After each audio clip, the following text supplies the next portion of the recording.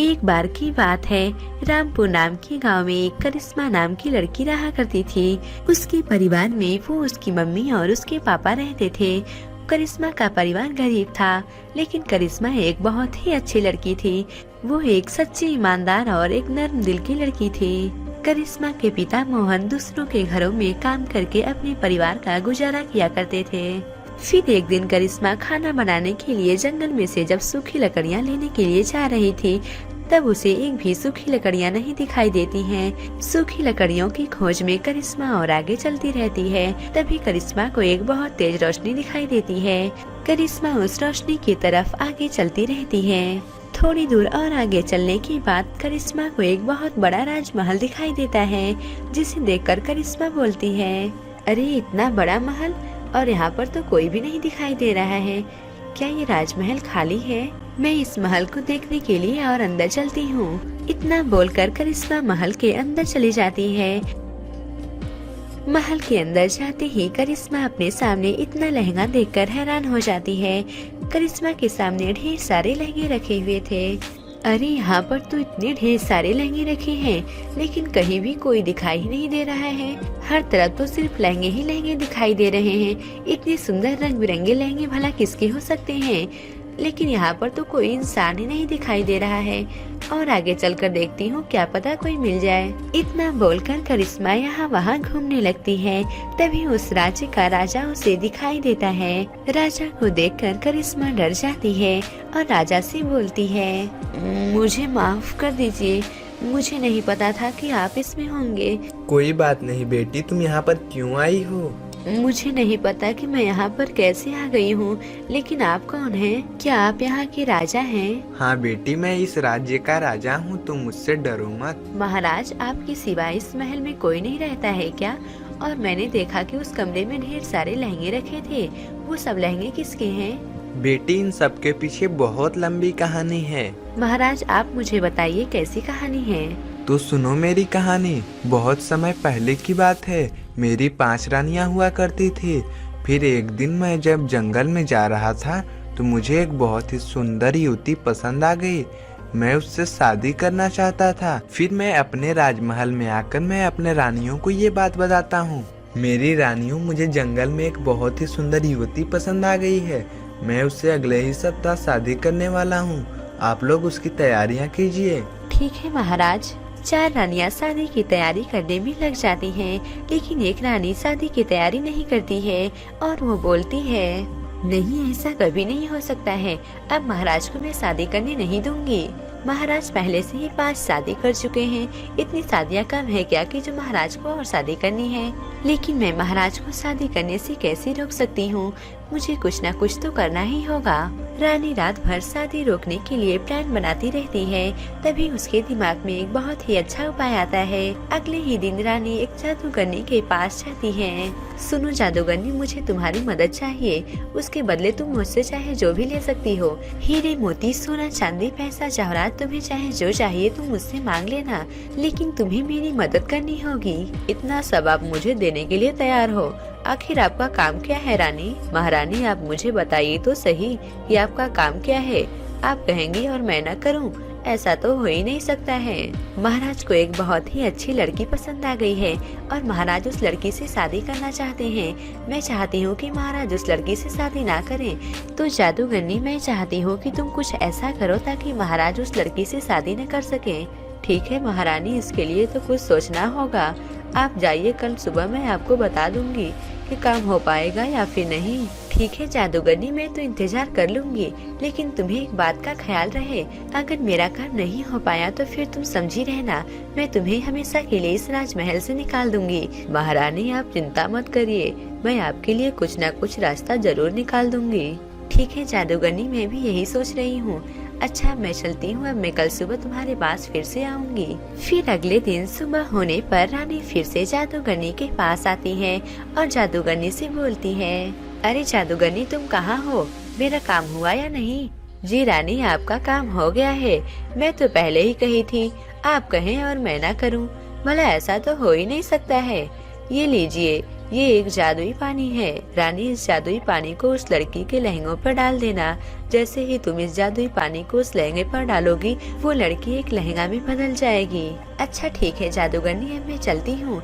जब मेरा काम हो जाएगा तब मैं तुम्हें ढेर सारे सोने चांदी हीरा मोती तुम जो चाहो मुझसे ले सकती हो। इतना बोलकर रानी सोफिया वो पानी लेकर राजमहल में लौट आती हैं। जैसे ही रानी सोफिया वो जादुई लाल रंग का लहंगा देखती हैं, वो तुरंत जादुई पानी को उस पर डाल देती हैं। फिर जैसे ही वो नई रानी उस जादुई लहंगे को पहनती है, वो खुद एक लहंगा में बदल जाती है। और जैसे ही 5 बाकी की रानियां उस लहंगे को पहनती हैं, वो लोग भी एक लहंगे में बदल जाती हैं। और जैसे ही राजा देखता है कि उसकी सारी रानियां एक लहंगे में बदल गई हैं, तो राजा बहुत ही उदास हो जाता है। अरे ये कैसे हो गया? मेरी सारी रानियां एक लहंगे में कैसे बदल गईं?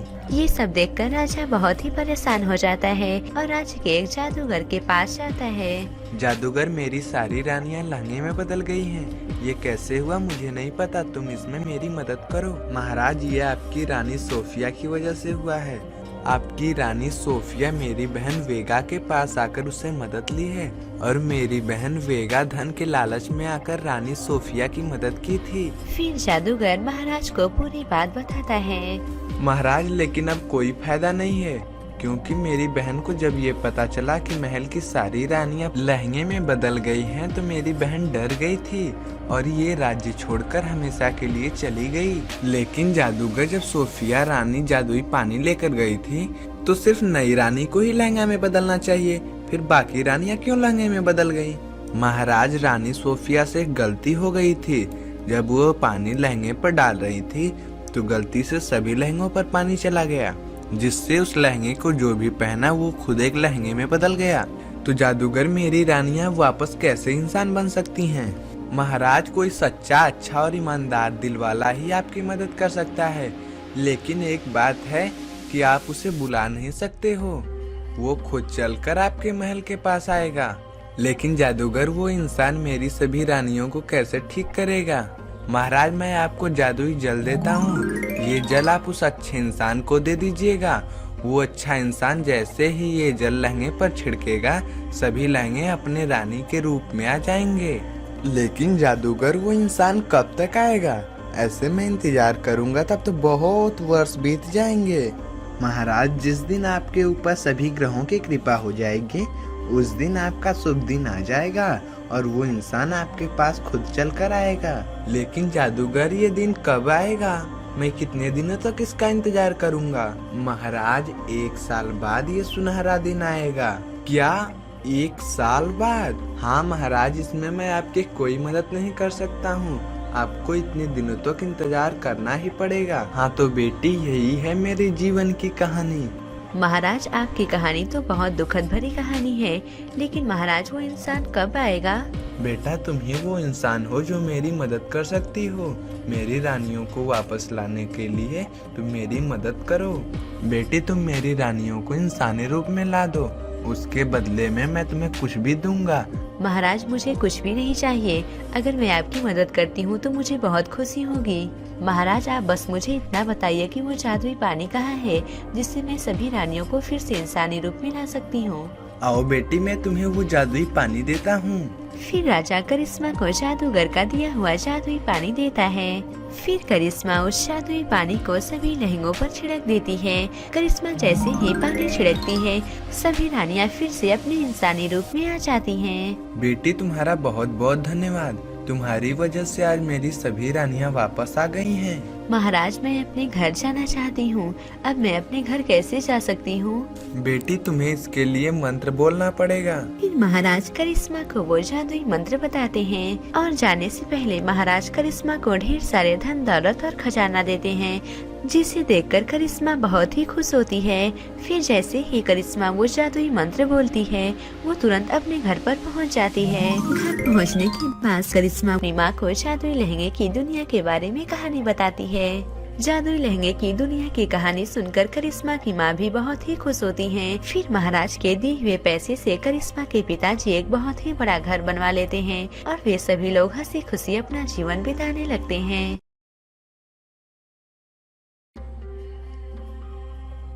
एक बार की बात है, एक छोटे से गांव में करिश्मा नाम की लड़की रहा करती थी। करिश्मा एक बहुत ही गरीब लड़की थी। करिश्मा के परिवार में कोई भी नहीं रहता था। करिश्मा सिर्फ अकेले ही रहा करती थी। कुछ साल पहले ही उसके माता पिता का मृत्यु हो चुका था। तब से करिश्मा लोगों के कपड़े सिलकर अपना खर्चा चलाती थी। उसके पास पैसे न होने की वजह से वो एक किराए के घर में रहा करती थी।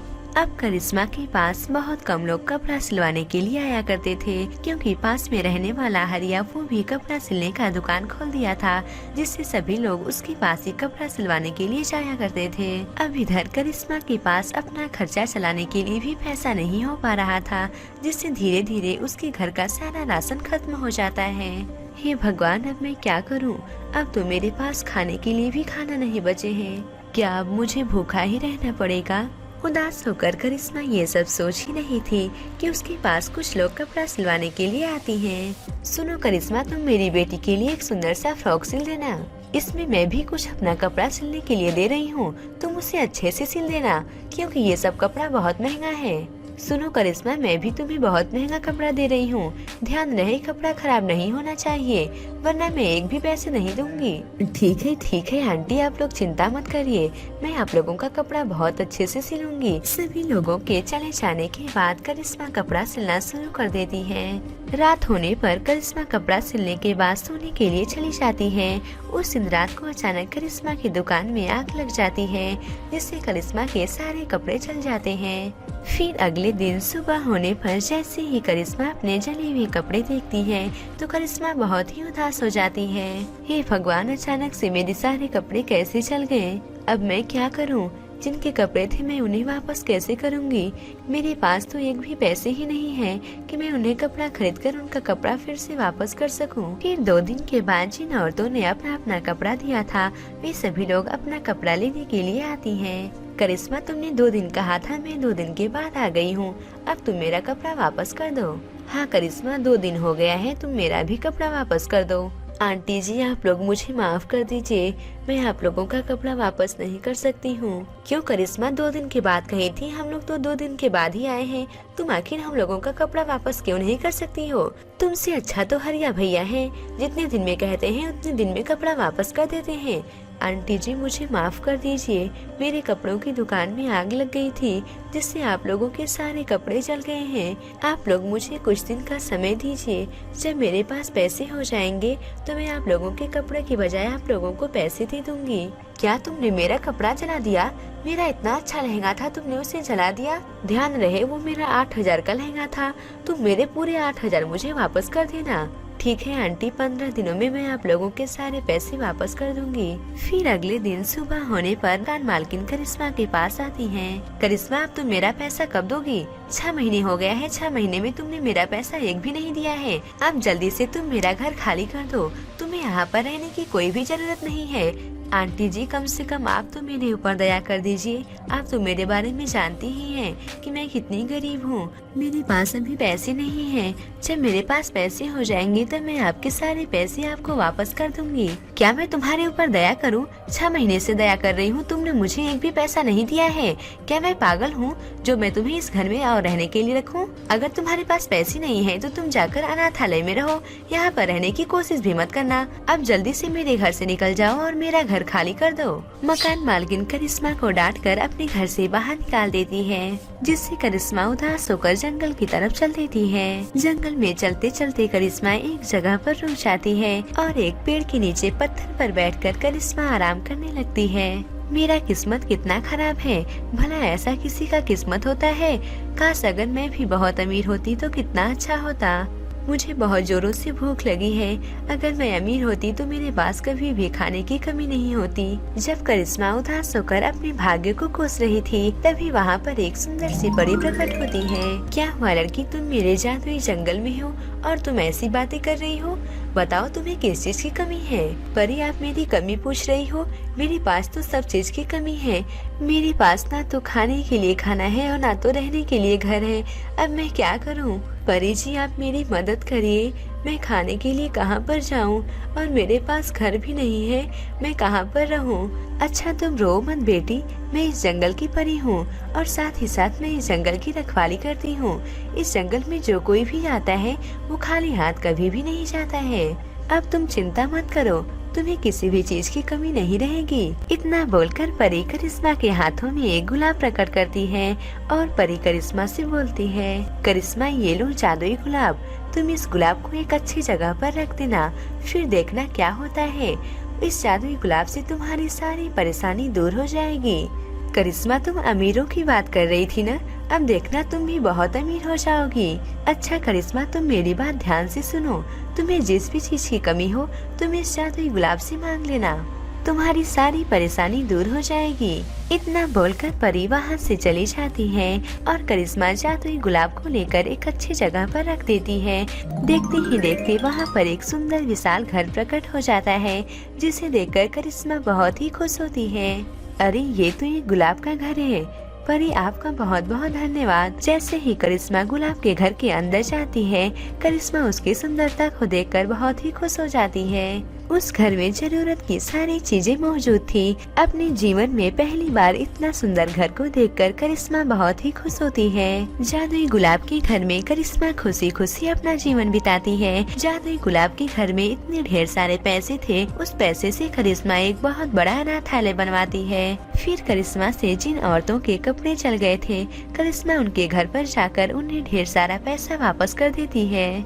आंटी ये लो अपने पैसे, मुझे माफ करना, पैसा देने में थोड़ा देर हो गया है, इसलिए मैं आप लोगों के पैसे थोड़ा ज्यादा दी हूँ। अरे तुमने तो मुझे 10,000 रुपए दिया है, लेकिन मेरे लहंगे तो सिर्फ 8,000 का था। कोई बात नहीं आंटी, आप इतने पैसे रख लो। फिर एक दिन जब तारा घूमते हुए जा रही थी, तभी उसे वही मकान मालकिन दिखाई देती है, जो करिश्मा को धक्के मारकर अपने घर से बाहर निकालती थी। अरे क्या हुआ आंटी, आप यहाँ पर क्यों हैं?